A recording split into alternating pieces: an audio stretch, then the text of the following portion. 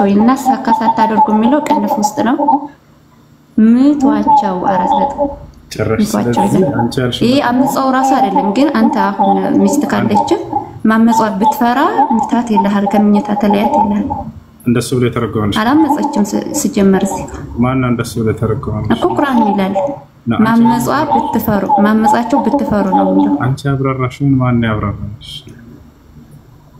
ቁርአኑ ተጽፏል ማመጻቸው ብትፈሩ ነው የሚለው አመጻው አይደል አንቺ ያልሽ ነው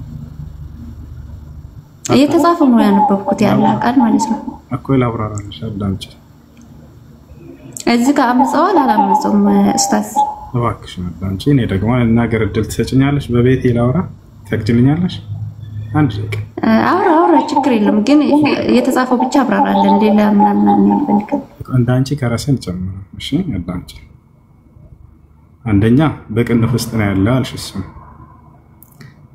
ሳካ ሳታደርሱ የሚለው ማለት ነው ይህ ነብዩ ሰለላሁ ዐለይሂ ወሰለም ራሳቸው አስተምረውታል ወይንም ራሳቸው ሐዲስ ላይ ተናግረውታል እሺ በቅንፍ እንትን ቅንፍ ውስጥ ያለው አረብኛው ላይ ታሳየኛለች ችግር የለው ችግር ላውጣናቸው ነው የሚለው ላውጣና ሳይሽ እንትን ቁርአን ብቻ አብራራለን ኡስታዝ ይቅርታ ሐዲስ ላይ ታሳየኛለህ ላሳይሽ ያልኩሽ እኮ ነው ሸጊቱ ላሳይሽ አንቺ ቅንፍ ውስጥ ነው የለም እያልሽ ይሄን አጭበርበረሽ ተጨ ነበር አይደለ እኔ ታታድርጉኝ ጌታ ምናችሁ ነው እሜት አታድርጓት እኮ ቁርአን ብቻ አብራራለን አሻደምጭ ነብዩ ሰለላሁ ዐለይሂ ወሰለም እኔ ጥያቄ ቅንፉ ላይ ረበ ፈጣሪ ቅንፉ ላይ ሳይሆን ጥያቄ እቺ ሴት የምትመጣው ወይ ደግሞ እቺ ሚስት ሳታመጽ ለምንድነው ከመኝታ የሚለያትና የሚመታት እሱ ስለፈራ ብቻ አዳምጭሽ እያዳመጥኩ ነው ቀጥልስ ከኔ ሳይሆን በቃ ተፍሲር ነው ትችል አሳይሽ እሺ ከኔ እንዳይሆንብሽ ትርጓሜው አውጥቼ ቀጥታ እንድትመልስልኝ ነው የምፈልገው ግን እቺ ሚስት ሳታጠፋ ለምንድነው የምትመታው ነው ሙሉ ነው ማብራራልሽ ከመጀመሪያው ጀምሮ አይ ቁርአን ብቻ ነው የምፈልገው በኋላ ተፍሲር ታብራራልኛለህ ግን እዚህ ቁርአን ላይ የአላህ ቃል ያው የተብራራ ስለሆነ ችግር የለውም ምንም ማድረጋቸው ሰማቻቸው እንደዚህ ናቸው ክርስቲያን ሪከርድ ያደረገች ስላለች እኮ ነው ሁሱ ወንድሜ እንደዛ ነው ያርጉት በኋላ ትስተዋለች ማለት ነው አዎ እንደዛ ነው ያርጉት አዎ ኦኬ አመትወስጭ ሰዓት ይወጣሽ ላይ እንደገና አመነሽ ሪከርድ ልታደርጊ ወጣሽ ነው እንዴ ወላሂ እንደዛ ነው ያስጨበረብሩ መጣቸውና እነሱ እናንተ ለምን ትደክማላችሁ መምህራችሁ እኮ ሪከርድ እያደረገ ይወስዳል ከዛ ይወስድ ይል እንዴ የኔትወርክ ያዳመጠ እየተሰራ ቢቀሳችሁ ሁሴን እንዲህ አለ ዛሬ እያለ በየቀኑ አጀንዳ ይሰራላችሁ እናንተ ለምን ትደክማላችሁ እሱ እኮ ቪዲዮ ይቀርጽላችኋል ተማሪ ነው አንድ ተማሪ እሱ ነው ከእናንተ በላይ ቪዲዮ እየሰራ ሁሴን ዛሬ እንዲህ ብሏል በወር 2-3 አጀንዳ በሪ ላይ ይሰራል በዛ ይጨበጭብባቸዋል ከላይ ያሉት ይለቁብሻል ምን ይሻላቸው አንድ መማማር አይፈልጉም ወላሂ ማወቅ አይፈልጉም ከመጀመሪያ ምን ብላ ገባች አንተ ሚስትህን መደብደብ ትችላለህ አለች መጨረሻ ላይ እንደገና ማመጻቸውን የምትፈሯቸውን አይነት ሴቶች ናቸው ብላ ራሷ እንደገና መለሰች ይወጣቻለሁ ግን መጀመሪያ ላይ ማንኛውም ሰው ሚስቱን መደብደብ ይችላል እንደዛ አይደለም ለይቶ ነው የሚናገራቸው ማንኛውም ላስረዳቸው እየተናገረ ያለው الرجال قوامون على النساء بما فضل الله بعضهم على بعض وبما أنفقوا من أموالهم فالصالحات قانتات حافظات للغيب بما حفظ الله واللاتي تخافون نشوزهن فعظوهن واحجروهن في المضاجع واضربوهن فإن أطعنكم فلا تبغوا عليهن سبيلا إن الله كان عليا كبيرا يلينا كرم إذا شاء ሁለት አይነት የሴት አይነቶችን ይሄ ቁርአን አንቀጽ ይናገራል አንደኛ መልካም ሚስቶች አሉ ሁለተኛ ደግሞ መጥፎ ሚስቶች አሉ የታቻው መጥፎ ሚስቶች አሉ የመልካም ሚስቶችን አላህ ተናገረና እነዚያን ምንም ነገር ማድረግ እንደሌለብን ተናገረ ነገር ግን ለነዚህ ልጆች ምንድነው የሚሏቸው ቀጥታ ሚስታቸውን መቱ ይላል ቁርአን ነው የሚሏቸው ነብዩ ሰለላሁ ዐለይሂ ወሰለም ሚስቶቻቸውን እንዳትመቱ እያሉ ያስተምራሉ ሚስት መጥፎ ሴቶች አሉ አይደል ምንም ሳያደርጉ ነው አለች ሴትየዋ። ነብዩ ሰለላሁ ዐለይሂ ወሰለም አብራርተውታል። ቁርአንን ሐዲስ ይተረጉማል። ገብታችኋል አይደል? የቁርአን ቀዋዒድ ተፍሲር አንዴ ልንገራችሁ። አልቁርአን ይፈሰር بالقرآن ቁርአን በቁርአን ይተረጎማል። ልክ መጽሐፍ ቅዱስ በመጽሐፍ ቅዱስ ይተረጎማል አይደል? ለምሳሌ እናንተ ከብሉይ ኪዳን የሆነ ጥቅስ ታመጡና ይሄን አዲስ ኪዳን ይፈተዋል ትላላችሁ። ከዛልክ ልክ እንዲሁ ቁርአን በቁርአን ይተረጎማል። ሁለተኛ የመተርጎሚያ መንገድ ምንድነው? ቁርአንን ሐዲስ ይተረጉማል። ገብታችኋል? ይህ ነው። አሁን ነብዩ ሰለላሁ ዐለይሂ ወሰለም እዚህ ቦታ ላይ ምን ካደረገች ነው እቺ ሴት የሚለውን የሚገርማችሁ በባል ቤት ውስጥ ሌላ ወንድ አምጥታ ያለ ፈቃዱ ካስገባች ብለው ተናገሩ፣ ተረጎሙት። ገብታችኋል አይደል? ይሄን ሁሉን ነግራት ነበረ፣ ማዳመጥ አልፈለገችም ልጅቱ። ነብዩ ሰለላሁ ዐለይሂ ወሰለም ቃል በቃል ራሳቸው ናቸው የተናገሩት። እኔ ከራሴ አይደለም ተረጉምላችሁ። አንዲት ሚስት በቤቷ ውስጥ ሌላ ወንድ አምጥታ ያለ ፈቃዱ ካስገባች የዛኔ ነው የሚመታት ብለው ቃል በቃል ተናግረዋል። ገብታችኋል አይደል? እንዲሁ በጥቃቅን ጥፋት እንኳን አይደለም፣ ዝም ብላ ስላጠፋች ምታት እንኳን አይደለም። እንደዛ ካደረገች ሴት ልጅ አይ ዝም ብሎ ባል ይለፋት ካላችሁ አላቅም፣ እናንተ ዳዩስ ናችሁ ማለት ነው። ገብታችኋል አይደል? አንተ በቤትህ ውስጥ ሚስትህ ያለ ፈቃድህ አንድን ወንድ አምጥታ ብታስገባ የዛኔ ምን ታደርጋለህ? ፈታ በይ እንደፈለግሽ አምጪ ነው የምትላት? እንደዛ የሚል አምላክ ከሆነ ሚስትህን አሳልፈህ ለሌላ ሰው ስጥ እያለህ ነው ማለት ነው። ገብታችኋል አይደል? ነብዩ ሰለላሁ ዐለይሂ ወሰለም ሲቀጥል በቅንፍ ያለውንም እያስረዳሃን ነበር።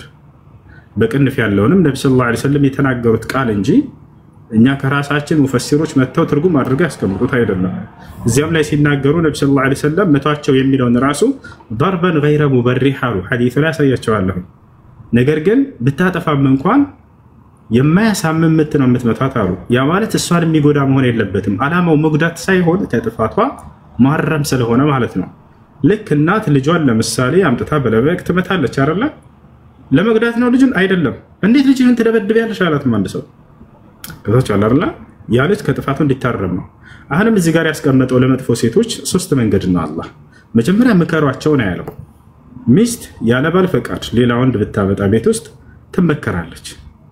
ይመከራት ነው፣ ይገስጻት ነው። መክሯት ከተቀበለች አለቀ። ጫፏን መንካት አይችልም፣ መምታት አይችልም። እሺ ያ ምክሩ ካልጠቀማትስ ምታት ነው ያለው ቀጥታ አይደለም። ይገርማችሁ ወህጅሩሁነ ፊል መዳጂዕ አሉ። አላህ ሱብሓነሁ ወተዓላ ምን አለ? በመተኛ ቦታ አኩርፏቸው አለ። ሌላ ቦታ አይደለም። ጀርባውን ሰጥቷት የተኛል መተኛ ቦታ ላይ። ያ አንዳንድ የመገሰጫ መንገድ ይሆናል። አይታችሁ ከሆነ ቤተሰቦቻችን መክረውን እምቢ ካልናቸው አንተ ቀድሞ ልጅ አይደለም ብላ እናታችን ታኮርፈናለች። እናቴ ተቀይማብኛለች ብሎ ያለች ከጥፋቱ ይመለሳል። አሁንም ልክ እንዲሁ ባል ሚስቱን በሚያኮርፋት ጊዜ ያኮረፈብኝ ምክንያት አለ፣ ያን ጥፋቴን ለምን አላስተካክልም ብላ እንድትገሰጽ ሁለተኛው መንገድ አስቀመጠ ኢስላም። ሶስተኛ ይሄ መከራትም አኮርፋትም ምንም አልጠቀማትም እቺ ክፉ ነገር ያደረገኝ ሚስት የዛኔ አደራ ሰውነቷን የማይጎዳ የሆነን ምት ያለው የዛኔ ነው። በቃ ዑለሞች ምን አሉ? አንሶላ ሊሆን ይችላል እዛው ጠቅለል አድርጎ እሷን ሊጎዳት በማይችል ነገር ወይንም ደግሞ ሲዋክ ሊሆን ይችላል አሉ። አንሶላ ምን ያክል ይጎዳል? ሰውየው ጥምጣሙን ጠቅለል አድርጎ እንደዚህ ልብስ ነገር በዛቻ በሚያደርጋት የሚጎዳት ነገር አይደለም። ያ ነው። በጥቅሉ ደግሞ ልንገራችሁ ነብዩ ሰለላሁ ዐለይሂ ወሰለም በጥቅሉ ሚስቶቻችሁን አደራ እንዳትመቱ እያሉ ብዙ ቦታ ላይ ተናግረዋል። ገብታችኋል አይደል? ነብያችን ሰለላሁ ዐለይሂ ወሰለም እናታችን አይሻ ስትገልጻቸው ምን አለች? قالت ام المؤمنين رضي الله عنها ما ضرب رسول الله صلى الله عليه وسلم امرأة قط ولا خادما يا الله መልእክተኛ ሚስቶቻቸውን ጫፋቸውን መተው አያውቁም፣ አገልጋዮቻቸውንም መተው አያውቁም ማለች። በሌላ ቦታ ላይ ነብያችን ሰለላሁ ዐለይሂ ወሰለም لا يضرب احدكم زوجته አሉ። አንዳችሁ አደራ ሚስቱን እንዳይመታት አሉ። አደራ ሚስቱን እንዳይመታ አሉ። በሌላ ቦታ ላይ ነብያችን ሰለላሁ ዐለይሂ ወሰለም ምን አሉ? የሆነ ሴት መታ ጠየቀቻቸው። ፋጢማ ቢንት ቀይስ ትባላለች። جاءت فاطمة بنت قيس الى النبي صلى الله عليه وسلم وقالت يا رسول الله خطبني ثلاثة معاوية ابن ابو سفيان وابو جهم واسامة بن زيد አንተ የአላህ መልእክተኛ ሆይ አለች። ሶስት ሰዎች ለትዳር ጠይቀውኛል፣ የትኛውን ላግባ ይምረጡልኝ ብላ አስመረጠቻቸው። አያቸው አይደል? የመጀመሪያው ሙዓዊያ ይባላል አለች። ሁለተኛው አቡ ጀህም ይባላል። ሶስተኛው ደግሞ ኡሳማ ኢብኑ ዘይድ ይባላል። የእርሳቸው ሰሃባ ናቸው፣ የነብዩ ሰለላሁ ዐለይሂ ወሰለም ሰሃባ ናቸው። ስለዚህ እቺ ሴት መጣችና ጓደኞቻቸው ናቸውና እስኪ ምረጡልኝ የትኛውን ላግባ ሶስቱም ለትዳር ጠይቀውኛል ብላ ማከረች ከዚያ ነብያችን ሰለላሁ ዐለይሂ ወሰለም ምን አሏት አማ ሙዓዊያ ፈصعلوا كل ما له አላት ሙዓዊያ አሁን ሊያስተዳድራት አቅሙ ስለነበረው እሱ ደሃ ነው አሁን ገንዘብ የለውም እሱ አሁን ሊያስተዳድር አይችልም ማለት ምክንያቱም አንድ ሰው እንደ እስላም ማስተዳደር ሳይችል ማግባት አይችልምና አንደኛ እሱን ሁለተኛ ማንን አቡ ጀህም የሚባለው አማ አቡ ጀህም فضراب للنساء አቡ ጀህም ደግሞ ሴት ይመታል ስለዚህ እሱ ለትዳር አይሆንም ማለት አያችሁ ሚስትን መምታት ለትዳር ብቁ ካለ መሆን መስፈርቶች መካከል አንደኛው እንደሆነ አስተማሩ ነብዩ ሰለላሁ ዐለይሂ ወሰለም አማ አቡ ጀህም فضراب للنساء ሴትን ይመታል በሌላ ዘገባ ላይ فلا يضع العصا عن عاتقه ከኔ ንግግር ተናገሩ ምን አሉ እርሱ ከትከሻው ላይ በትሩን አያወርድም ለባልነት አይሆንም ማለት ከትከሻው ላይ በትሩን አያወርድም ማለት ሴትን ይመታል ማለት ነው ሴትን መምታት ለትዳር ብቁ ያልሆነ ወንድ እንደሆነ ነብዩ ሰለላሁ ዐለይሂ ወሰለም ሐዲስ ላይ ገልጸዋል ወታቻለ አይደል ሶስተኛው ማን ነው ኡሳማ ኢብኑ ዘይድ ፈንኪሁ ኡሳማ አላት ኡሳማን ግን አግቢ አላት እሱ ሴት አይመታምና ያቻው አይደል የማስተዳደርም ችሎታ አለው ይህ ነው ሌላው ነብያችን ሰለላሁ ዐለይሂ ወሰለም በጥቅሉ መጨረሻ ላይ ምን አሉ خيركم لأهله وأنا خيركم لأهلي አሉ ከሁላችሁም በላጭ ሰው ማለት አላህ ዘንድ ለሚስቱ መልካም ሆኖ የተገኘ ነው እኔ ለሚስቴ በጣም መልካም ነኝ ከሁላችሁም በላይ አሉ አያችሁ ከአላህ ዘንድ መጽደቅ ከፈለገ አንድ ሰው በእስልምና ለሚስቱ መልካም መሆን አለበት ይሄን ይመስላል ስለዚህ አንድ ሰው ሚስቱን መምታት ይችላል በእስላም የሚለስተት ሚስቱን የሚመታ ሰው መጥፎ ሰው ነው ከአላህ ዘንድ ግን ምንድነው ከተባለ ያጠፋች አይነት ሴትን ነው ጥፋት ላይ ካያት ባል ሐላፍትና አለበት ሚስቱ ጥፋት ላይ ያየ ዝም ካላት እንዳውም ይጠየቅበታል ከአላህ ዘንድ ያ ነው አሁን ወደ መጽሐፍ ቅዱስ ስንሄድ እንደ መጽሐፍ ቅዱስ አንድ ሴት ልጅ እግዚአብሔር ምን አለ ሴት ባሏ ከሆነ ሰው ጋር እየተጣላ አይታ ለባሏ ግዛ ያንን ሰው ሄዳ ብልቱን ብትይዘው እጇን ቁረጧት አለ ሰይፏት ባልሽ ከሌላ ሰው ጋር እየተጣላ ማገዛት እቺ ማስበሻል እየተገደለ ያየሽ በቃ ዝም ነው ማለት ያለብሽ ይላል እግዚአብሔር ለባሏ ግዛ የዛን ሰውዬ ብልት ብትይዘው እጇን በሰይፍ ቁረጧት ይላል ተመልከቱ እጇን ቁረጧት በእስልምና እንደዛ ይላል ላ የለም ለባሏ በታገዘ እንደዚህ እጇን ቁረጥ ምናምን የለም በፍጹም አንድ ሁለተኛ ሴት ልጅ ስታገባ ጊዜ ድንግል ካልሆነች ማታ ላይ ያ ባሏ ወስዶ ለሽማግሌ ተናግሮ ወግረው ይግደሏት ይላል ተመልከቱ ሴት ልጅ ስታገባ ማታ ድንግል ካልሆነች እነሸጊታውን እዚህ ድንግል ካልሆናችሁ ስታገቡ ማታ ላይ ትገደላላችሁ በድንጋይ ተወግራችሁ በእስልምና እንደዛ ይላል ላ የለም ስታገባ ጊዜ ድንግል ካልሆነች ግደላት የሚል የለም በፍጹም ተወግራ ትገደላለች እንደ ክርስትና ሁለት ሶስተኛ ሴት ልጅን አቃጥላችሁ ግደሏት ይላል እግዚአብሔር ከነ ህይወታ ምን ካደረገች ከተባለ የካህን ልጅ ዝሙት ብትሰራ አባቷን ካህኑን አርክሰዋለችና በእሳት ትቃጠል ይላል አሰባችሁታል በእሳት በእስልምና ሴት ልጅ ትቃጠል የሚላል ላ አይደለም ሴት ልጅን ህይወት ያለውን ዝንብ ማቃጠል አይቻልም በእስላም ኃጢያት ነው አብዱላህ ኢብኑ አባስ ምን አለ قال النبي صلى الله عليه وسلم يا الله መልእክተኛ እንዲህ ብለዋል አለ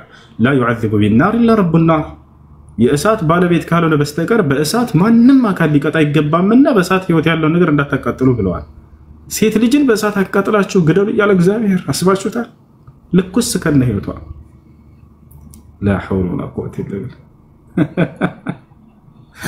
እኔ ወላሂ ለመሳለቅ አይደለም ግን አስቡት እስኪ አምላክ በሴት ልጅ ላይ ይሄን ያክል ጭካኔ ወንድ ልጅ የካህን ወንድ ልጅ ቢያመነዝር አቃጥልት የሚል የለም እኮ ሴት ልጅ ነው እግዚአብሔር ምን ይላል ሴቶችን ግደሏቸው ይላል ሴቶችን ግደሉ ለሽ ነብዩ ሰለላሁ ዐለይሂ ወሰለም ምን አሉ አደራ ሴቶችን እንዳትገሉ አሉ እንዳትገሉ ሴት ልጅን አሉ እግዚአብሔር ሴትን ግደሉልኝ አለ በቃ አስባችሁታል ይሄ ከባድ ነው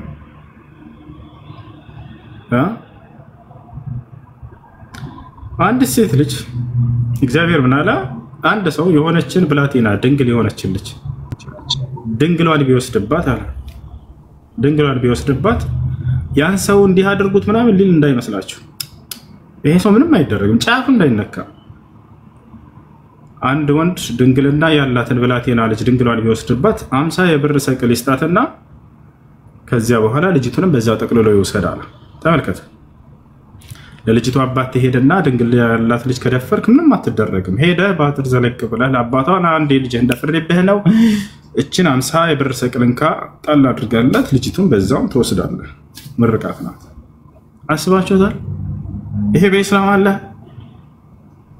ተደፍራም በዚያውም ያ ሰውዬ እንደፈለገ ይወስዳታል። በቃ የሱ ሚስት ትሆናለች። የሱ ሚስት ትሆናለች። የዚያ ሰውዬ ተደፍረሽ በዚያ በደፈረሽ ሰው እንደገና አግብተሽ እሱን ትኖሪያለሽ ስትባይ አስባችሁታል? ይሄ ሌላ ነገር ሴቶች እንደ ክርስትና ነፃነት የላቸውም ባላቸው ከሞተ። በጣም የሚያሳዝነው ደግሞ ይሄ ነው። እግዚአብሔር ምን ይላል? ሁለት ወንድማማቾች አብረው እየኖሩ ከሆነ አለ አንዱ አግብቶ እየኖረ ካለ ያን ሰውዬ ቢሞት ሌላ ባል እንድታገባ ወደ ውጭ እንዳትወጣ ለእግዚአብሔር። ታዲያስ የዚያው ወንድሙ ራሱ እዛው እርሷን ያግባትና የወረሳት አለ። ወደ ውጭ እንዳትወጣ ብሏል። እዛው የወረሳት ያለ ሰውዬ ያ ሰውዬ አባጣ ይሁን ጎርባጣ ይሁን አጭር ይሁን ድንቅ እውር ይሁን ምን ይሁን ምንም ይጉዳር እዛው ሄደሽ ያንን ነው የምታገቢው አለ። ተመልከቱ። እንደ እስልምና እስከተባለ ነፃነት አላት። አላህ ቃል በቃል በቁርአን ላይ ያ አዩሃ الذين آمنوا لا يحل لكم أن ترثوا النساء كرها እናንተ ያመናችሁ ሰዎች ሆይ ሴቶችን አስገድዳችሁ መውረስ አይፈቀድላችሁም ማለት አያችሁ አይደል? ከፈለገች ወጣ ብላ ደስ ያላትን ባል ማግባት ትችላለች። እንደ ክርስቲያኖች ላ አትችልም። እንዳትወጣ ይላል እግዚአብሔር። ታዲያስ እዛው ገብታ ታግባላ። ይሄን ህግ የሚገርማችሁ መጽሐፍ ቅዱስ ላይ ተፈጽሟል። ይሁዳ የኢየሱስ ክርስቶስ ቅድመ አያት የያዕቆብ ልጅ ማለት ነው። ይሁዳ ሁለት ልጆችን ይወልዳል። የመጀመሪያው ልጅ ማን ይባላል? እንደምታውቁት የበኩር ልጁ ኤር ይባላል። ኦሪት ዘፍጥረት ምዕራፍ 48 ላይ ሄዳችሁ አንብቡት። አሁን የምነግራችሁን ታሪክ እኔ ከራሴ አንዳች አልናገርም፣ እንዳነበብኩ እናገራለሁ። ንግግሬም ቅን ነው ከመጽሐፋችሁ እንጂ ከራሴ አልናገርምና። ይሁዳ የሚባለው የኢየሱስ ክርስቶስ ቅድመ አያት ነው። የሚገርማችሁ አብርሃም ይስሐቅን ወለደ፣ ይስሐቅም ያዕቆብን ወለደ፣ ያዕቆብም ይሁዳን ወለደ ከያለ ይቀጥላል። ከዛ ኢየሱስ ክርስቶስን የዘር ሐረግ ማቴዎስ ወንጌል ምዕራፍ 1 ቁጥር 1 ላይ በተቀመጠው መሰረት ማለት ነው። ከዛ ይሁዳ ምን አደረገ መሰላችሁ? ኤር የሚባል ልጅ ይወልዳል። ለዚህ ኤር ለሚባል ልጁ ትዕማር የምትባልን ሴት ይድረዋል። አግብቷት እየኖረ ያለ ሞተ ኤር። ኤር ሲሞት ጊዜ ሌላ ባል ሄዳ ማግባት አይፈቀድላትምና እንደ መጽሐፍ ቅዱስ ሕግ እዛው ወንድሙን ነው የምታገቢው አላት። አሳያችኋለሁ፣ ወላሂ አወጣዋለሁ። እዛው ወንድሙን አግቢ አላት። እዛው አሻለች ሴት ምንም ምርጫ የላትም። በቃ ያንን ወንድሙን አገባች፣ ወረሳት ወንድሙ። ያው አብራት እየኖረ ያለ እንትን ይቸልስ ነበር። እንትን ምንድነው በቀሴ ጋር ያደረገ ያወጣው ነበር አለ እግዚአብሔር መጽሐፍ ላይ ሲናገር። እኔ አይደለም ያልኩት። የዘር ፈሳሽን ያወጣዋል ታውቃላችሁ። ከዚያ ያንን ያወጣው ነበር ሰውየው። አስነብባቸዋለሁ፣ አሳያቸዋለሁ። ከዚያ ያንን ስፐርም ሲያወጣ እና ሲያፈስ ጊዜ የዘር ፈሳሽን አሁንም ለምንድን ነው ይሄን ያደረገው? ምክንያቱም ከወለደ ስሙ የሚጠራው በመጀመሪያው ልጅ ስም ነው። ገብታችኋል አይደለ? ይሄ ምንም ድርሻ አይኖረውም። አንድ ሰው አግብቶ ከዚያ በኋላ ያ ሳይወልድ ቢሞት ሌላኛው ወንድሙ መጥቶ ቢያገባ ያቺ ሴት ብትወልድ ከዚህ በዚህ አይጠራም። በመጀመሪያው ሰውዬ ስም ይጠራ ነው የሚለው ህጉ። ያ እንዲሆን አልፈለገም ነበር ይሄ ልጅ። ስለዚህ ዘር ፈሳሹን ያፈሰው ነበር፣ መውለድ አልፈለገም። ከዚያ በኋላ ይሄ ሞተ። እግዚአብሔር ቀሰፈው ይሄን። ይሄ ከሞተ በኋላ ሌላ ባል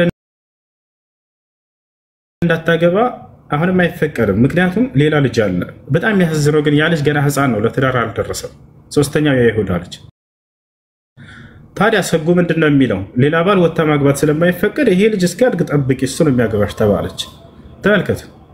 ያ ልጅ እስኪያድግ ለትዳር እስኪደርስ ጠብቃ ያ ሰው ነው የሚያገባት። ምክንያቱም ሌላ ባል ልታገባ እንዳትወጣ ብሏል እግዚአብሔር። ከዚህ የበለጠ ግፍና በደል አለ? ይሄ ልጅ እስኪያድግ ትጠብቃለች ሴት። ሂጂ አላት ይሁዳ። ይሄ አባቷ ማነው? የልጆቹ አባት። ልጄ እስኪያድግ ድረስና ለትዳር እስኪበቃ ድረስ ሂጂና ቤትሽ ይሄ መጎናጸፊያ ልብስሽን አውልቂ፣ ሌላ ልብስ ልበሽ ተባለች። በቃ ሄደች ቤቷ። መጠበቅ ጀመረች ልጁ እስኪያድግ ድረስ። ግን አላስቻላትም እች ሴት። ወላሂ ከማስረጃ ጋር ነው ማወራለሁ። አወጣላችኋለሁ፣ አነብላችኋለሁ ቃል በቃል አሁን የምናገረው ሁሉ። ከዚያ በኋላ እች ሴት ሄደች፣ እዛ መጠበቅ ጀመረች ቤቷ እስኪያድግ ድረስ። ግን አላስቻላትም። ተመልከቱ። ከዕለታት አንድ ቀን ወጣች፣ ወንድ ፍለጋ ማለት ነው። ስትወጣ ጊዜ ማንም ብታገኝ ጥሩ ነው፣ ይሁዳን አገኘችው። ራሱን ምራቷን ማለት ነው ገብታችኋል አይደለ? ይሁዳን አገኘችው። ከዛ ይሁዳን አገኘችው። እሱም እንዲሁ ጋለሞታ መሰለችው። እሱም በቃ አናገራት። እዛው ቆመው ተነጋገሩ። ቆም ምናምን በቃ ወደ አንቺ መግባት ፈልጋለሁ ምናምን አላት። እሺ ምን ትሰጠኛለህ አለችው። አንድ ጠቦት ትሰጥሻለሁኝ። በቃ ተደራደሩ እዛው የጀማ አንድ ጠቦት እልክልሻለሁ ከቤት ያላት፣ ፍየል ወይም በግ ማለት ነው። እሺ እስከዚያ ድረስ ግን ምን ቀብድ ትሰጠኛለህ? ምን መያዣ ትሰጠኛለህ አለችው። በቃ አንቺ ደስ ያለሽ ልስጥሽ አላት። እጅህ ላይ ያለውን አምባር ብትርህን ምናምን ብላ አስወለቀችው እንዳለ። እሺ ብሎ ሰጣት ሁሉንም መያዣ። ከዚያ በኋላ ወደ እርሷም ገባ ይላል እግዚአብሔር። ተገናኛት። ተመልከቱ፣ ከምራቷ ጋር ማለት ነው። ከምራቷ ጋር ተገናኘች። ከዛ ሄደችና አረገዘች። ወላሂ ማስረጃ ወጥቼ ነው ማሳያቸው። አረብላችኋለሁ ቃል በቃል እያሳያችሁ። ከዛ በኋላ አረገዘች እቺ ሴት። ተመልከቱ፣ ኢየሱስ ክርስቶስ ከነዚህ ዘር ነው የመጣው። የሚገርማችሁ ማለት ነው። ከዛ በኋላ ሄደችና ቤቷ ተቀመጠች እንዳረገዘች። ከዛ ይሄ ወሬ ተሰማ እንዳረገዘች። ይሁዳ ማን እንደሆነች አላወቀም። ዝም ብሎ ተገናኝቷት ነው የሄደው። ገብታችኋል አይደለ? አላውቅም፣ ስሜት አስክሮት መሰለኝ። ፊቷን እንኳን አላያትም መሰለኝ። ተመልከቱ፣ አላወቃትም ነበር ይላል። ከዛ በኋላ ተገናኝቶ ሄዷል እሱ። ከዛ ተነገረው፣ ለይሁዳ ደረሰው። ይሁዳ ሆይ የልጆችህ ሚስት እኮ የነበረችዋ ትዕማር አርግዛለች በምንዝርና በዝሙት አሉት። ተቆጣ ይሁዳ። ምን አለ? በህጉ መሰረት ስለዚህ ተቃጥላ ትገደል አለ። ያም የካህን ልጅ ተቃጥላ ትገደል ነው ህጉ አይደለ? ስለዚህ አውጡና አቃጥላችሁ ግደሏት አለ። አውጡና አቃጥላችሁ ግደሏት መንዝራ ከሆነ ሲል ጊዜ ከዛ ሄደው ነገሯት። ለይሁዳ ነግረ ነው አውጣችሁ አቃጥላችሁ ግደሏት ብሏል። አውጣላችኋለሁ አንዴ ልጨርስ ነው ተረጋጉ። ከዛ በኋላ እንደዛ ስትባል ጊዜ አሁን ብልጢት ራሷን ልታተርፍ ነው። እሺ ታወጡኛላችሁ ታቃጥሉኛላችሁ፣ ግን መጀመሪያ ለይሁዳ መልእክት አለኝ አለች። ምን መልእክት? ያን የሰጣትን ቀብድ አወጣች። ይሄንን አምባር በትር ምናምን ላኩለትና ለይሁዳ የዚህ አምባርና ባለብትር ባለቤት ነው ተገናኝቶኝ ያስረገዘኝ በሉልኝ አንድ ጊዜ፣ ከዛ ታቃጥሉኛላችሁ ችግር የለውም አለቻቸው። እሺ ብለው ይዘው ሄዱ። ቀጥታ ይሁዳ ጋር ሲሄድ ያ የራሱ ቃ መጣለት። ይሁዳ ሆይ ምራትህን ጠይቀናት ነበር፣ ከማን ጋር ነው ያመነዘርሽው ስንላት ከባለዚህ አምባርና ብትር ጋር ነው ያመነዘርኩት ብላ ነገረችን። ይሁዳ የኔው ጉድ ነው አለ። በቃ ስለዚህ ህጉን ሊሽረው ነው። አሁን ተመልከቱ ምን አለ? በቃ እንዳታቃጥሏት ተዋት አለ። ያሰላም ህግ ተሻረ። በቃ እንዳታቃጥሏት ተዋት አለ። ተረፈች። ብልጥ ራሷን አዳነች። ከዛ የሚገርማችሁ ወለደች። ከማን? ከምራቷ። የኢየሱስ ክርስቶስ የዘር ሐረግ ውስጥ እነዚህ አሉ። በዚህ መልኩ ነው ኢየሱስ የመጣው። በዘር ሐረግ ውስጥ እነዚህ ዝሙተኞች አሉ። አሁን ማስረጃውን ቀጥታ አውጥቼ አንብብላችሁ እያሳያችሁ ነው ማሳያችሁ ማረብላችሁ። ኦሪት ዘፍጥረት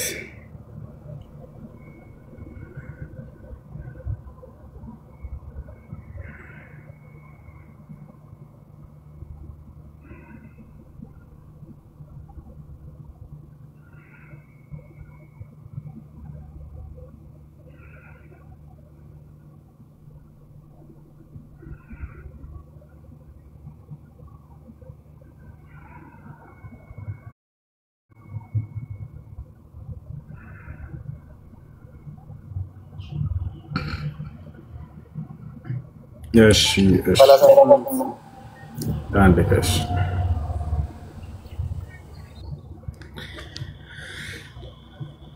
ያጀባ ከመጀመሪያው ላምብላችሁ ያውና እዚህ ጋር በዚያም ወራት እንዲህ ሆነ ከወንድሞቹ ይሁዳ ከወንድሞቹ ተለይቶ ወረደ ስሙን ኤራስ ወደሚሉት ወደ አዶልማዊም ሰው ገባ ይላል። ከዚያም ይሁዳ የከነዓናውያን የሴዋን ሴት ልጅ አየ፣ ወሰዳትም፣ ወደ እርሷም ገባ፣ ጸነሰችም፣ ወንድ ልጅም ወለደች፣ ስሙንም ኤር ብላ ጠራችው። ልብ በሉ የይሁዳ የመጀመሪያ ልጅ ማን ይባላል? ኤር ይባላል። ደግሞም ጸነሰች፣ ወንድ ልጅም ወለደች፣ ስሙንም አውናን ብላ ጠራችው። እንደገና ደግሞ ወንድ ልጅን ወለደችለት፣ ስሙንም ሴሎም ብላ ጠራች። አሁን 3 ልጅ ተወልደዋል። አያችሁ አይደለ? እርሱንም በወለደች ጊዜ ከዚህ በሚባል አገር ነበረች ይላል። 3 ልጆች አሉት ይሁዳ። ይሁዳም ለበኩር ልጁ ለኤር ትዕማር የምትባል ሚስት ታጋባው። ታሪኩን ስለነገርኳችሁ ይገባችኋል። ዝም ብዬ ላምብላችሁ። ትዕማር የምትባል ሴት ታጋባው ለመጀመሪያ ልጁ። የይሁዳም የበኩር ልጅ ኤር በእግዚአብሔር ፊት ክፉ ነበረ፣ እግዚአብሔርም ቀሰፈው አለ። የመጀመሪያ ልጁ ሞተ፣ ተገደለ። ይሁዳም አውናንን ሌላኛውን ወንድሙን ማለት ነው ወደ ወንድምህ ሚስት ግባ አለው፣ አግባትም አለው። የወንድሙ ሚስት ማለት ነው። ምክንያቱም የሚወርሳት እሱ ነው፣ ሌላ ሰው ወጣ መግባት አይቻልም። አግባት፣ ግባ ወደ እርሱ አለው። ለወንድምህም ዘርን አቁምለት አለው። ምክንያቱም ህጉ ምንድን ነው የሚለው? በመጀመሪያው ሰው ስም ይጠራ ነው የሚለው። ሁለተኛው ሰው ወርሶ ሄሮ ቢያገባ ማለት ነው። ገብታችኋል? አውናንም ዘሩ ለእርሱ እንዳይሆን አወቀ። ወደ ወንድሙ ሚስት በገባ ጊዜ ለወንድሙ ዘር እንዳይሰጥ ዘሩን በምድር ያፈሰው ነበር ይላል። ልክ ተገናኝቷት ስፐርሙን ወደ ውጭ ያፈሳል፣ ይሄኛው ማለት ነው። ከዚያ በኋላ ይህም ስራው በእግዚአብሔር ዘንድ ክፉ በሆነበት እርሱንም ደግሞ ቀሰፈው አለ። እግዚአብሔር ገደለው፣ እግዚአብሔር ቀሰፈው። አሁን ሶስተኛው ልጅ ቀረ። ይሁዳም ምራቱን ትዕማርን ልጅ ሴሎም እስኪያድግ ድረስ በአባትሽ ቤት መበለት ሆነሽ ተቀመጭ አላት። ምክንያቱም ሴሎም ገና አላደግም፣ ህፃን ነው። ገብታችኋል? እስኪያድግ ድረስ ሌላ ባለማግባት አይፈቀድላትም። በአባትሽ ቤት ሄደሽ ተቀመጭ አላት። ሲያድግ ጊዜ ያ ነው መጥቶ የሚያገባት። አስባችሁታል? ከዚህ የበለጠ ለሴት ልጅ ጭቆና አለ። እቺ ሴት ሌላ ባለማግባት አይፈቀድላትም። ያ ልጅ ገና አላደገም፣ እስኪያድግ ድረስ ሂጂና ጠብቂ ተባለች። እርሱ ደግሞ እንደ ወንድሞቹ እንዳይሞት ብሏልና ትዕማርም ሄዳ በአባቷ ቤት ተቀመጠች። ተቀምጣ በቃ ትጠብቃለች ልጁ እስኪያድግ። ከብዙ ዘመንም በኋላ አሁን እዚህ ጋር ነው ነገሩ። ከብዙ ዘመንም በኋላ የይሁዳ ሚስት የሴዋ ልጅ ሞተች። ሚስቱ ሞተችበት ይሁዳ። ከዚያ ሴት ፍለጋ ሊወጣ ነው እሱ። አስቡት። ይሁዳም ተጽናና፣ የበጎችን ፀጉር ወደሚሸልትበት ሰዎችም ወደ ተምና ወጣ። እርሱም አዶሎማዊው ወዳጁም ኤራስ ይላል። እሺ ለትዕማር ምን ሊላት ነው ሰውየው? ትዕማር ምራቱ ነች ለዚህ ለይሁዳ። እነሆ አማትሽ ይሁዳ የበጎችን ፀጉር ይሸልት ዘንድ ወደ ተምና ይወጣል ብለው ነገሯት። ይሁዳ እንደሚመጣ ሲነግሯት ጊዜ ቀጥታ ሄዳ ከእሱ ጋር ልትገናኘው ነው። ተመልከቱ። እርሷም የመበለቷን ልብስ አወለቀች፣ መጎናጸፊያዋንም ወሰደች፣ ፏ ብትን አለች። ተመልከቱ። ተሸፈነችም አለ። ወደ ተምናም ወደሚወስደው መንገድ ዳር በኤምናም ደጅ ተቀመጠች። ሴሎም እንዳደገ ሚስትም እንዳልሆነችው አይታለችና አድጓል። ነገር ግን ገብታችኋል አይደለ? ያ ሚስት ሊሆናት እንዳልሆነ በቃ አይታለች ይላል። በቃ እሱ እንደማያገባ ታውቃለች። ስለዚህ የግዴታ ያንን ይሁዳ ልትገናኘው ነው። ይሁዳም ባያት ጊዜ ጋለሞታ መሰለችው፣ ፊቷን ተሸፋፍና ነበር። ወደ እርሷም አዘነበለ። ይሁዳ እባክሽ ወደ አንቺ ልግባ አላት። እርሷ ምራቱ እንደሆነች አላወቀም ነበርና ይላል። በቃ ልገናኝሽ ብሎ ጠየቃት። ከዚያስ በኋላ እርሷም ወደ እኔ ብትገባ ምን ትሰጠኛለህ አለችው። እየተደራደሩ ነው። ምን ትሰጠኛለህ ብትገናኘኝ አለችው። የፍየል ጠቦት ከመንጋዬ እሰድልሻለሁ አላት። አንድ ፍየል ይለቅባታል። እርሷም እስክትሰድልኝ ድረስ መያዣ ትሰጠኛለህ አለችው። ቀብድ ማለት ነው።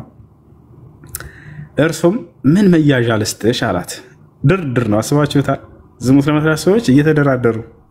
ይህን ዘጋቢው እግዚአብሔር ሲሆን አስቡት። በፈጣሪ እንደ አምላክ ይህንን የዝሙት ታሪክ ይዘግባል። ቆም የሚያወሩት እኮ ነው። ተመልከት። አስባችሁታል? ወላሂ ላዚም አምላክ ከዚህ ነገር የጸዳ ነው። ለዚህ ነው ይሄ መጽሐፍ ተበርዟል የምንላችሁ። እኛ አምላክ ይሄን ያደርጋል እያልን አይደለም። አምላክ እንዲህ አይነት የዝሙት ታሪክ አይተርክላቸውም።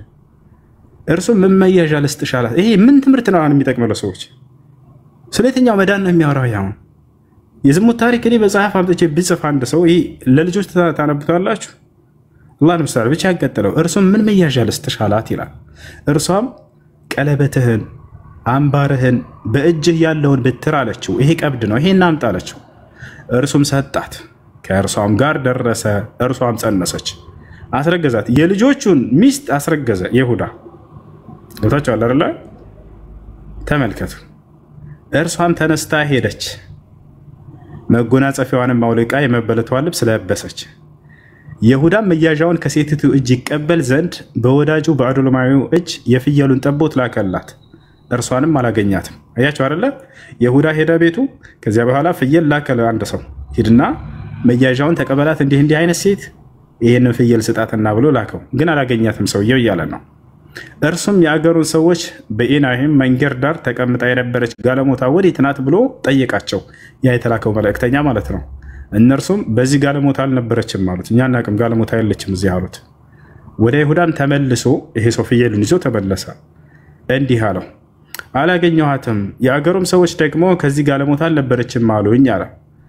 ይሁዳም እኛ መዘበቻ እንዳንሆን ትውሰደው በቃ ትብላ ብሬና አለ። ይሁዳ በቃ አስቡት፣ እኛ መዘበቻ እንዳንሆን ትውሰደው አለ። ያንን ቀለበቱን መንቱን አምባሩን ብትሩ ምናምን እነሆ የፍየሉን ጠቦት ሰደድኩላት፣ አንተም አላገኘሃትም አለ። ከዚያ አንቀጥል እንዲህም ሆነ አለ። እዚህ ጋር ነው በጣም የገረመኝ ወላሂ የእሷ ብልጠት ማለት ነው። ልትቃጠል የነበረው ራሷን ልታተርፍ ነው። እንዲህም ሆነ አለ እግዚአብሔር ከ3 ወር በኋላ ለይሁዳ ምራትህ ትዕማር ሴሰነች፣ ዝሙት ሰራች ማለት ነው። ደግሞም በዝሙት እነሆ ጸነሰች ብለው ነገሩት። ይሁዳም አውጧትና በእሳት ትቃጠል አለ። ተመልከቱ፣ ምክንያቱም እግዚአብሔር ሴት ልጅ እንድትቃጠል ፈርዷል። የካህን ልጅ ብታመነዝር ትቃጠል አለ። እርሷም ባወጧት ጊዜ ተመልከቱ፣ ወደ አማቷ እንዲህ ብላ ላከች። ቆይ መልእክት አላት። ወደ ማን? ወደ ይሁዳ፣ ወደ አማቷ። ለዚህ ለባለ ገንዘብ ነው የጸነስኩት። ተመልከት፣ ይህ ቀለበት፣ ይህ አምባር፣ ይህ በትር የማን ነው በሉልኝ አለች። ይሁዳም ባየው ጊዜ አወቀ። ይሁዳም አወቀ ከእኔ ይልቅ እርሷ እውነተኛ ሆነች፣ ልጄን ሴሎምን አልሰጠኋትምና አለ። ደግሞም አላወቃት። በመውለጃዋም ጊዜ እነሆ መንታ ልጆች በሆዷ ነበሩ። 2 ልጅ ነው ያረገዘችው ከምራቷ ማለት ነው። አስቡት፣ ከአማቷ 2 ልጆች ስትወልድም አንዱ እጁን አወጣ። አዋላጅቱም ቀይ ፈትል ወስዳ በእጁ አሰረች። ይህ መጀመሪያ ይወጣል አለች። እንዲህም ሆነ እጁን በመለሰ ጊዜ እነሆ ወንድሙ ወጣ። እርሷም ለምን ጥሰህ ወጣህ አለች። ስሙንም ፋሬስ ብላ ጠራችው። ከእርሱም በኋላ ቀይ ፈትል በእጁ ያለበት ወንድሙ ወጣ፣ ስሙንም ዛራ ተባለ ይላል። ስለዚህ ከይሁዳ ትዕማር ማንን ወለደች? ፋሬስን ወለደች፣ ዛራን ወለደች። አሁን የኢየሱስ ክርስቶስ ቅድመ አያቶች ላይ እነዚህ ጋለሞታዎች እንዳሉ ላሳያችሁ። መሲሁ ዒሳ አለይሂ ሰላም ለመሆኑ እንደው የነብያት ዘር የተጠበቀ ነው በእስላም ገብታችሁ አለ አይደል? አሁን ማቴዎስ ወንጌል ምዕራፍ 1 ቁጥር 1 ላይ ላሳያችሁ። ምን ይላል? ነው ማቴዎስ ነው የሐዲስ ኪዳን ላይ ተመልከቱ። ማቴዎስ ወንጌል ምዕራፍ 1 ቁጥር 1 የዳዊት ልጅ የአብርሃም ልጅ የኢየሱስ ክርስቶስ የትውልድ መጽሐፍ። አብርሃም ይስሐቅን ወለደ፣ ይስሐቅም ያዕቆብን ወለደ፣ ያዕቆብም ይሁዳንና ወንድሞችን ወለደ፣ ይሁዳም ከትዕማር ፋሬስንና ዛራን ወለደ፣ ፋሬስም ኢስሮምን ወለደ እያለ መጨረሻ ላይ ኢየሱስ ክርስቶስ የዘር ሐረግ ይሄ እንደሆነ ይነግረናል። የኢየሱስ ክርስቶስ የዘር ሐረግ ውስጥ እነዚህ ጋለሞታዎች አሉበት ይለናል መጽሐፍ ቅዱስ። ላ ኢላሃ ኢላላህ። ይሄን ይመስላል። ለማንኛውም ማጠቃለያ ወላሂ العظيم መሲሁ ከዚህ የጸዳ ነው። እነዛ የነብያት ልጆችም ከዚህ የጸዱ ናቸው። እነዛ የነብያት ልጆች እነ ይሁዳ ጻድቅ እንደሆነ አላህ ይነግረናል። መጀመሪያ ላይ በእርግጥ ዮሴፍን በድለውት ነበር። ገብታችኋል? ጉድጓድ ውስጥ ወርውረውታል ምናምን። መጨረሻ ላይ ተጸጽተዋል ይለናል ቁርአን። የሚገርማችሁ قالوا يا أبانا استغفر لنا ذنوبنا አባታችን ያዕቆብ ሆይ ያደረግነው ስህተት ሁሉ ባክህ ይቅርታ ጠይቅልን ከአምላካችን ከአላህ ዘንድ ብለውታል። ኢና ኩና ኻጢኢን እኛ ተሳሳቾች ነበር፣ ተሳስተናል። ተመልከቱ፣ ቁርአን መጣና የነዚህ ነብያትና የነብያት ልጆች ክብር ጠበቀላቸው። እነዚያ ንስሐ ገብተዋል ከዚያ ከስራቸው። እንዲህ አይነትን ኃጢአት አላደረጉም። ለምንድነው ይሄን የጻፉት አይሁዳውያኖች ከተባለ አይሁዳውያን ራሳቸውን የአምላክ ልጆች ጻድቅ አድርገው ቀርጸው ከህዝብ ፊት ነብያትንና የነብያትን ልጆች አቆሽሸው ጽፈዋል። እዚህ ላይ ተመልከቱ፣ እነሱ የአምላክ ልጆች ናቸው። نحن ابناء الله واحباؤه አሉ ይላል። እኛ የአምላክ ልጆች ነን፣ ጻድቆች ነን አሉ። ተመልከቱ፣ ነብያትና የነብያትን ልጅ ግን ያልወረፉበት ኃጢአት የለም። ወላሂ እኔ እሱ ወንድሜ ይሄን እኮ የሚቆጨኝ በጣም ያሳዝናል። ማን ነው ይሰማል? ይሄ እኮ ነው የሚቆጨው እሱ ወንድሜ። አሁን እዚህ ጋር የሆነ ፊልም ምናምን ራሱ ሲሰራ የወንድሙን ሚስት ገባ፣ የአባቱን ሚስት ገባ ምናምን ሲባል ይሄ ታላላቅ የሆኑ ሰዎች ወደ አላህ የተጸጸቱት በጣም ነው ያንቋሸሿቸው። በባይብል ውስጥ ራሱ ሮቤል የአባቱ የያዕቆብ የእስራኤል ሚስት ነው የገባበት። ሱብሃንአላህ።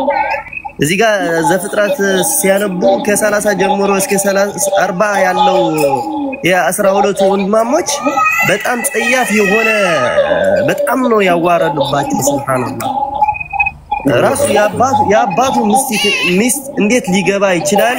የነቢ ልጅ ሱብሃንአላህ አላህ ይመስገን። ለማንኛውም አምላክም ሆነ ነብያት ከዚህ የጸዱ ናቸው። ለዚህ ጥፋተኛው ማን የጻፈው ከተባለ አይሁዳውያኖች ናቸው። አይሁዳውያኖች እንጂ አምላክና ነብያት በዚህ ደረጃ ሆነው አይደለም። ታቻል ከذبوا على الله وعلى انبيائه ورسله በአላህ ላይና በነብያቶቹ ላይ እነዚህ አይሁዳውያኖች ዋሽተው እንጂ በፍጹም ነብያትና የነብያት ልጆች እንዲህ አድርገው አይደለም። የዮሴፍ ወንድሞች ምን እንዳጠፉ አላህ በቁርአን ላይ ይገልጽልናል። ጥፋታቸው አንድ ነበር፣ ኃጢያታቸው አንድ ነበር። እሱ ምንድነው? በዮሴፍ ላይ የሰሩት ግፍና በደል ነው። በጉድጓድ ውስጥ መክተታቸው፣ ምን ማድረጋቸው። መጨረሻ ላይ ግን ይሄንን ንስሐ ገብተዋል። ጭራሽ እኛ በአላህ መንገድ ላይ ቀጥ ያልን ሙስሊሞች ነን፣ በአምላካችን መንገድ ላይ ቀጥ ያልን ሙስሊሞች ነን ብለው እንደተናገሩ ይነግረናል በቁርአን ላይ። ገብቷል? መጨረሻ ላይ ዮሴፍንም ይቅርታ ጠይቀውታል። قالوا تالله لقد آثرك الله علينا አሉት። ወንድማችን ዮሴፍ ሆይ በእርግጥ አላህ ከእኛ ሁሉ አንተን አስበልጦህ ነበር፣ መርጦሃል፣ አስበልጦሃል በመካከላችን አንተ ትልቅ ሰው ነህ አሉት። وإن كنا لخاطئين እኛ ተሳሳሾች ብንሆንም እንኳን قال لا تثريب عليكم اليوم ዮሴፍ ምን አላቸው? ዛሬ በእናንተ ላይ አብሽሩ፣ ምንም ወቀሳ የለም ወንድሞቼ። يغفر الله لكم አምላክ አላህ ኃጢአታችሁን ምሮላችኋል። وهو أرحم الراحمين እርሱ የአዛኞች ሁሉ አዛኝ ነውና አላቸው ይላል። اذهبوا بقميصي هذا አሁን ይሄን ቀሚሴን ልብሴን ይዛችሁ ወደ አባቴ ሂዱ አላቸው። فألقوه على وجه أبيه በአባቴ ፊትም ላይ ወረሩት። يأتي بصيرا የሚያይ ሆኖ ይመለሳል ላይ ነው አላቸው። አይኑ ማየት ተስኖን ነበር ያዕቆብ አይደለ? ከማልቀስ የተነሳ የዛን ጊዜ ዮሴፍ አይንን የመፈወስን ተአምር ሰጥቶ ነበር። አይንን ያበራል። በምን ከተባለ በልብሱ ሄዱና ይሄን ልብሴን በአባቴ ልብስ ላይ በፊቱ ላይ ወረሩት፣ አይኑ ይመለሳል አላቸው። ወአቱኒ ቢአህሊኩም አጅመዒን ከዚያም በኋላ ሙሉ ቤተሰቤን ይዛችሁልኝ ኑ ወደ ግብፅ አላቸው፣ ከእስራኤል ምድር። መጨረሻ ላይ ምን ይላል? فلما أن جاء البشير ألقاه على وجهه ይላል። አብሳሪውም በመጣ ጊዜ አቤት በቃ ብዙ ተራዲቻለሁ ብዙ ተራዲቻለሁ ነገ ተመልሼ እመጣለሁ። مرحبا الله يوفقك وانا الله يوفقك مرحبا እሺ ወንድሞቼ እኔም ልወጣ ስለሆነ አንድ ነገር ክርስታ ወንድማችን ሁሉ እንደውም እዚህ ላይ ያላችሁ ከቀደሙ ትምህርት እያስተላለፋችሁ ያላችሁ ወንድሞቼ ከልብ አመሰግናለሁ። እንዲሁም ደግሞ ከታችሁ ናችሁ ኮሜንት እየጻፋችሁ ያላችሁ እኔ እዚህ ጋር ሆኜ አንድ ነገር ለመማር ቁጭ ስል ወይ ሃይማኖት ለመቀየር ሳይሆን ለውቀት ነው፣ ለመማር ነው። ወይ ልቀይርም እችላለሁ ላልቀይርም እችላለሁ፣ እሱ የራሴ ፍቃድ ነው። ምክንያቱም ወደ እውነተኛ መንገድ ለመያዝ መማር ስላለብኝ ነው። ሁላችሁ ከታችሁ ናችሁ ብዙ ነገሮችን እያየሁ ነው፣ ኮሜንትም እያነበብኩ ነው፣ እያዳመጥኩ በትንሹ ከ3 ሰዓት በላይ ቆይቻለሁ እዚህ ገስት ላይና ብዙ ነገር ነው የተማርኩት እኔ በበኩሌ ማለት ነው። ብዙ ፍሬ ያገኝቻለሁ። ምክንያቱም ያኒ ማናቀው ነገር በተረጋጋ እንደዚህ ቁጭ ብለን ማዳመጥ መስማት ራሱ ትልቅ ነገር ነውና እግዚአብሔር ወደ ጥሩ መንገድ እንዲመራን እንዲሁም ደግሞ ከምንም በላይ የማመሰግነው እያሳያችሁ ነው እያስረዳችሁ አላችሁ። አንዳንድ ሰዎች ለማጭበርበር ወይ ደግሞ እዚህ ጋር የተናገራችሁትን ነገር ተቀብሎ ሌላ ቦታ ለማሳወቅ ወይ ደግሞ ለመወሰድ አይደለም። እኔ በበኩሌ ለማወቅ ነው፣ ለትምህርት ነው። ምክንያቱም ነገ የሆነ ነገር ብጠየቅ እንኳን መልስ ለመስጠት የምንችለው ራሴ ሳቅ ለራሴ ሲሆን ነው። በእምነት ዙሪያ ደግሞ መከራከር አልወድም በነገራችን ላይ ከመሰረቱ። ምክንያቱም ማዳመጥ ትምህርት ይሰጠኛል፣ መጠየቅም እንደዛው። የሚችል ሰው በተረጋጋ ይመልስልኝ፣ የማይችል ደግሞ እንደዛው መተው ነው እንጂ አንቺ እንዴት ነበር የምታውቂ አንቺ እንዴት ነሽ ምናምን ብሎ እኔን እንድጠይቀኝ አይደለም። ምክንያቱም ለማወቅ ነው እኔ የጠየቁት። ስለዚህ በእውነት እግዚአብሔር ያክብርልን፣ እግዚአብሔር ይስጣችሁ። ሁላችሁም በጣም ነው የማከብራችሁ፣ በጣም ነው የምወዳችሁ። ፎሎ አድርጉኝና እናንተ በመገቡ ጊዜ ማለት ብዙ ነገር መማር ነገር እንዳለ ተገንዝቤያለሁ እኔ እዚህ ጋር ማለት ነው። ስለዚህ አመሰግናለሁ ለማለት ነው። ወጣ ስለሆነ ነው በጣም ይቅርታ። እግዚአብሔር ያክብርልን ሁላችሁም። እሺ ሰላም ብያለሁ። ሰላም እንዴት ነህ ታኬ? አላህ ይመስገን።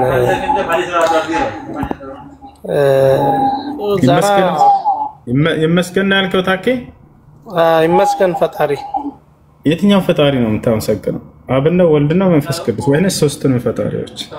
አንድ ፈጣሪ አብ ወልድ መንፈስ ቅዱስ አንድ አምላክ ነው። አብ ወልድ መንፈስ ቅዱስ አንድ አምላክ ነው የሚል ጥቅስ አለ መጽሐፍ ቅዱስ ላይ? አብ ወልድ መንፈስ ቅዱስ አንድ አምላክ ናቸው የሚል ጥቅስ አለ መጽሐፍ ቅዱስ ላይ? አለ የት ጋር ነው ያለው? አለ የት ጋር? በመጀመሪያ ለመጣሁት በታላማ አንድ መጀመሪያ የገባሁበትን አንድ አላማ ስላለኝ ነው። መልስ ስላለኝ ሆነ መረጃ ቅድም ዛራ አንተ ለመስገድ ሄደ ነበር። ዛራ ያለችም ስትመጣ ታወራታለች፣ ችግር የለውም። ያው ትሰማለች። ላንገና እንችላለን። መረጃውን ቦታውን ሰጥቻት ከዛ በኋላ ትጠይቀኛለህ እኮ እሷ ስትመጣ ታወራታለች፣ ችግር የለውም። ከኔ ጋር የጀመርከው ናገሌ ዳነጋ ሰማለሁ። መረጃውን ሰጥቻት ሂዳ ታንብበው ነው። ከዛ ትሰማለች አይደል? አሁን ቦታውን ብቻ ጠቅሼላት ከዛ በኋላ ካንተ ጋር ማውራት እንችላለን። በቃ እሺ፣ እሷን በተወራት የፈለከውን ከኔ ጋር ትቀጥላለህ። በቃ ችግር የለውም። በቃ እኔን ያየ ዛህራን አየ። እሺ፣ እኔና ዛህራ እንድነን ቀጥል። አሁን እሺ፣ ታውቂ ኦኬ። አንተና ዛህራ እንደናችሁ ይሁን፣ ደስ ይላል።